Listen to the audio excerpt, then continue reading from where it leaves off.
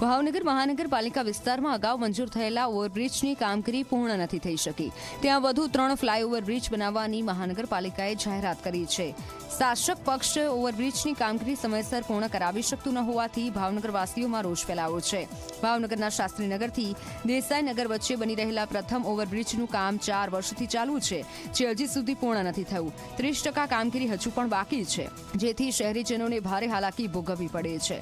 ભાવનગર મનપાના નેતાઓ વિકાસના કામો માટે મોટા ઉપાડે જાહેરાતો કરે છે, પરંતુ સમયસર કામગીરી પૂર્ણ નથી કરાવી શકતા। વિકાસના કામ થતા છે, ચોક્કસ અમે સહકાર આપશું, પણ જે ભાવનગર મહાનગરપાલિકાના આ સત્તાધીશોએ શાસ્ત્રીનગરથી લઈ અને દેસાઈનગરની સુધીના ઓવરબ્રિજની જે હાલત કરી છે, લોકોને હેરાન પરેશાન કર્યા છે ને, આજની તારીખે ઓવરબ્રિજ જે જોડવાનો છે આરટીઓ બાજુ, એની ડિઝાઇન આજની તારીખે ભાવનગર મહાનગરપાલિકામાં નથી।